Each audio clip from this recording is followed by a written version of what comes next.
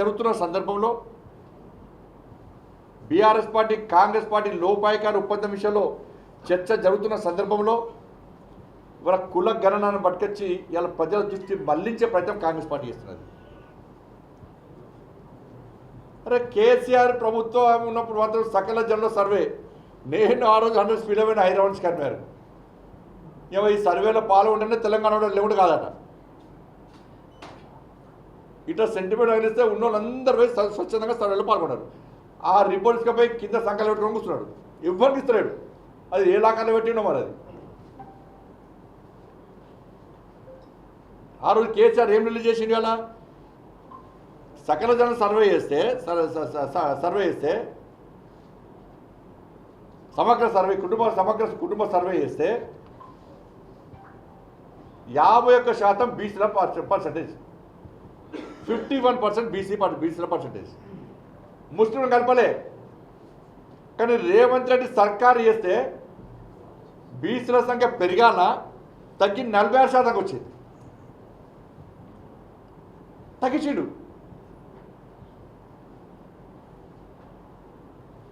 ముస్లింలను 10% ముస్లింలు కలిపి బీసీలో కలిపి ఎవరయ్యా జాగిరి?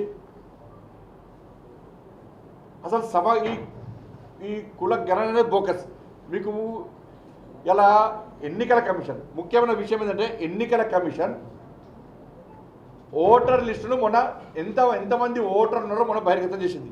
ఎంతమంది ఓటర్ ఉన్నారు తెలంగాణ రాష్ట్రంలో? 3,34,00,000 మంది ఓటర్స్ తెలంగాణ రాష్ట్రంలో ఉన్నారు. 3,34,00,000 మంది ఓటర్స్ తెలంగాణ రాష్ట్రంలో ఉన్నారు. కానీ కాంగ్రెస్ పార్టీ ప్రభుత్వం పాపులేషన్ ఎంత అన్నది? 3,70,00,000 అన్నది.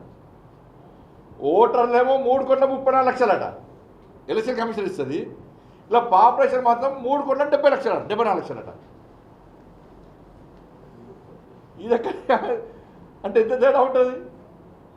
అంటే మిగతా జనం ఏడవేరు. ఇలా మేధావి వర్గం కానీ నిపుణులు కానీ వాళ్ళు ఏమంచనా వేస్తున్నారు? తెలంగాణ రాష్ట్ర జనాభా ఇప్పుడున్న పరిస్థితి ప్రకారము 4,30,00,000 ఉండాలి. 4,30,00,000 జనాభా ఉండాలి. ఏ రేషియో ప్రకారం? ఎలక్షన్ కమిషన్ 3,34,00,000 మంది ఓటర్స్ ఉన్నారని చెప్పి ప్రకటించిన తర్వాత ఆ రేషియో ప్రకారము 4,30,00,000 మంది జనాభా ఉండాలి. మరి కాంగ్రెస్ పార్టీ ప్రభుత్వం 3,70,00,000 అంటుంది. మిగతా 60,00,000 ఏడవేరు సంపేసిందా కాంగ్రెస్ పార్టీ ప్రభుత్వం? మిగతా 60,00,000 మంది ఏడికి వేరు. అరే ఓటర్లు 3,30,00,000 ఉంటారు. జనాభా 3,70,00,000 ఉంటారా? ఇది ఎక్కడి సర్వే మీది? 10% ముస్లిం బీసీలు కలుపుతారు. నీ అయ్య జాగిరా మీ తాత జాగిరా? ఎట్లా కలుపుతారు బీసీల ముస్లింలను?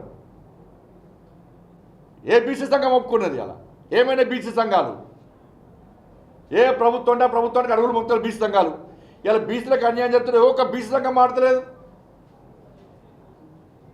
అరే రాజశేఖర రెడ్డి ప్రభుత్వము 4% రిజర్వేషన్ ఇచ్చి ముస్లింలను బీసీలకు గుర్తిస్తే హైదరాబాద్లో ఘోరమైన అన్యాయం జరిగింది హిందువులకి. అలా 30 మంది జిహెచ్ఎంసీ ఎన్నికల్లో 30 మంది హిందువులైన బీసీలు గెలవాల్సిన స్థానాల్లో ఇలా ముస్లిమ్స్ గెలిచిరు. ఇవాళ మీరు 10% రిజర్వేషన్ ఇచ్చి 10% ముస్లిం బీసీలు కలిపితే ఏ గ్రామంలో ఏ వాళ్ళు సర్పంచ్ ఎవరు గెలవడు? ఇవాళ బీసీలు హిందువులు ఏ సర్పంచ్ గెలవాడు? బీసీలు ఒక్క కౌన్సిలర్ గెలవాడు, ఒక్క కార్పొరేటర్ గెలవాడు, ఒక్క జెడ్పీటీసీ గెలవాడు. రాసి పెట్టుకోండి.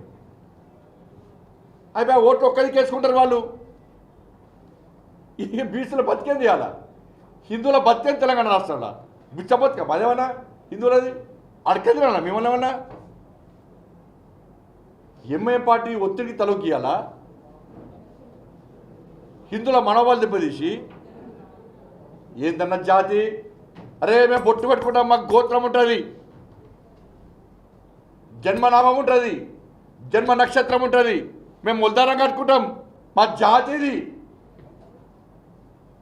ఒక జాతికి ఇంకో జాతికి తేడా ఏందో గ్రహిస్తలే ప్రభుత్వం, కాంగ్రెస్ పార్టీ ప్రభుత్వం.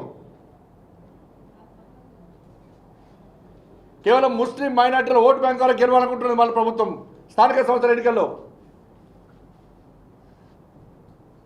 ఏమనే బీసీ సంఘాలకు అర్థం కాలే.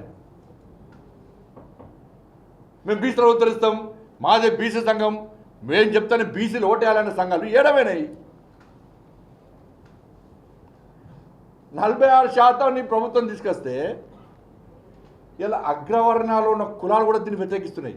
అరే గింత ఘోరమా, బీసీ ముస్లింలను బీసీలో గుర్తిస్తారా, బీసీలలో కలుపుతారా?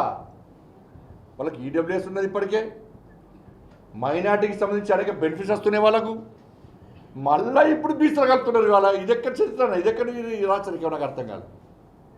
గింత రాచరికమా?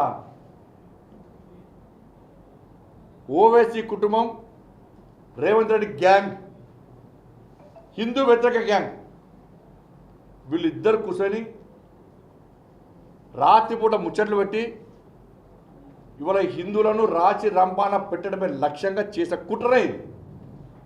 ఓవైసీ కుటుంబం, రేవంత్ రెడ్డి గ్యాంగ్